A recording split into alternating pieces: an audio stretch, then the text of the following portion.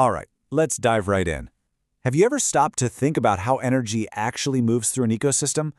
You might picture a smooth, clean transfer, but the reality is, well, it's incredibly inefficient. A huge amount of energy just vanishes at every single step. So today, we're going to figure out exactly why that happens.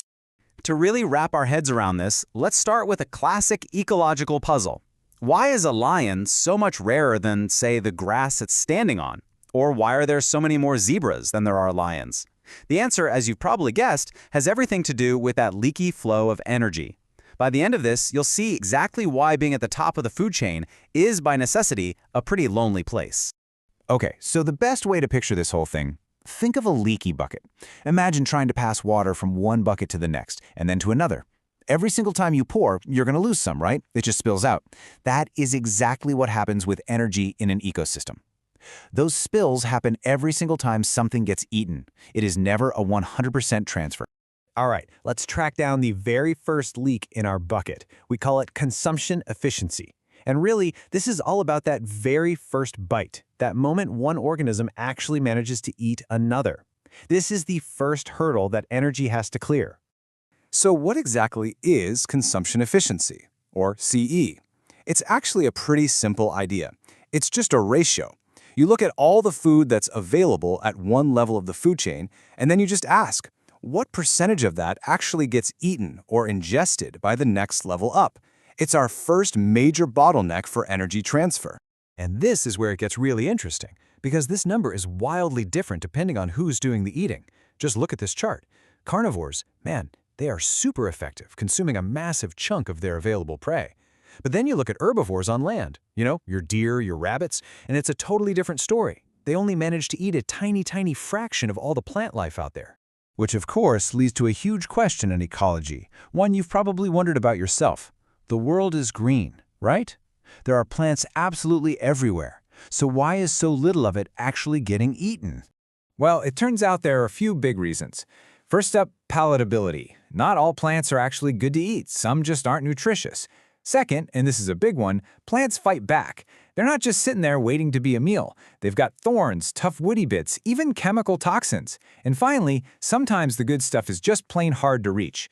You put all that together and it seriously limits what a herbivore can actually chow down on. Okay, so let's say the food has been eaten, our first leak has happened, but we're just getting started. Now we have to look at assimilation efficiency. The new question is, of all the food that was just swallowed, how much of it can the body actually absorb and use as fuel? This brings us to our second key term, assimilation efficiency, or AE for short. And really, this is all about how good an organism's digestive system is. It's the percentage of food that actually gets absorbed by the body. Separating the good stuff, the fuel, from what just comes out the other end as waste. And yeah, just like before, the differences here are huge. You can see this clear pattern on the chart. Carnivores are basically digestive superstars. They absorb almost everything they eat. Herbivores, way, way less efficient. And then you have detritivores, the ones eating dead stuff, and they're at the very bottom of the heap. So here's another classic ecological question for you. Why are carnivores so much better at this? What is it about a meat-based diet that makes it so much easier for the body to absorb than a plant-based one? It all boils down to one thing: food quality. Think about it. Herbivores are eating plants full of tough, fibrous stuff like cellulose. Digesting that is like trying to get nutrients out of cardboard. But carnivores? They're eating other animals. That tissue is high in protein, chemically very similar to their own bodies. It's basically a prepackaged, high-energy meal that's super easy to break down and absorb. All right, we're at the final piece of the puzzle, the third big leak, production efficiency. So, the energy has been eaten, it's been absorbed, now what?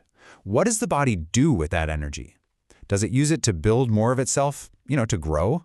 Or does it just get burned off? The answer reveals one of the biggest divides in the entire animal kingdom. So this is what we call production efficiency, or PE.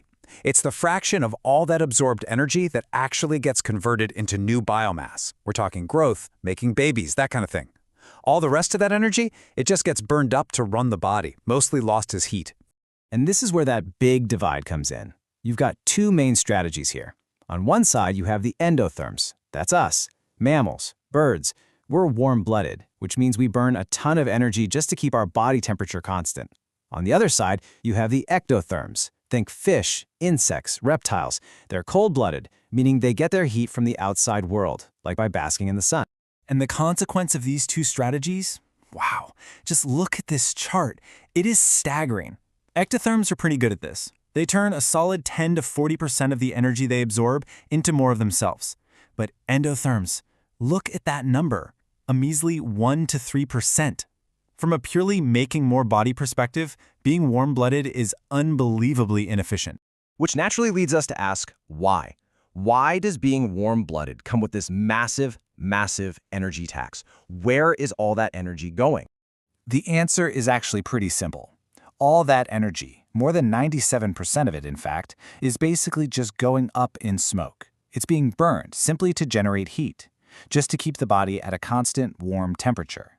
That energy is just radiated away, lost to the environment. It can't be used for growth, which is why there's so little left over. Okay, so we've got our three leaky buckets, right? Consumption, what gets eaten; assimilation, what gets digested; and production, what gets turned into growth. Now let's put them all together and see what the grand total looks like. See, the total energy that makes it from one level to the next isn't based on just one of these numbers. You have to multiply them all together. You take the percentage that was eaten, multiply it by the percentage of that which was digested, and then multiply that by the percentage that was used for growth. You're taking a fraction of a fraction of a fraction, and the final number gets real small, real fast. And when you do all that math, what do you usually end up with? Well, you get to the famous 10% rule. This is a huge rule of thumb in ecology. On average, only about 10% of the energy from one level actually becomes part of the bodies in the next level up. The other 90%? Gone, lost through all those leaks we just talked about. This table here is a perfect summary of everything we've covered. You've got consumption efficiency, that's about feeding; assimilation efficiency, that's digestion; and production efficiency, all about growth. Put them all together, and you get the total energy transfer. Seriously, this is a great one to pause and just let it all sink in. And this quote really nails it, doesn't it? The whole story of energy transfer is governed by these three efficiencies: consumption, assimilation, and production. These are the gatekeepers. And this is the answer to our original question. This is why a lion is so much rarer than the grass. But hang on, that leaves us with one last really fascinating question to chew on. We just established that being a warm-blooded endotherm is ridiculously inefficient when it comes to producing biomass. So, if it's such an energetically expensive, wasteful strategy, what was the evolutionary payoff? What massive advantages did it provide that allowed mammals and birds to not just get by, but to become so incredibly successful and dominate ecosystems all around the globe? Now that is something to think about. Thanks for joining.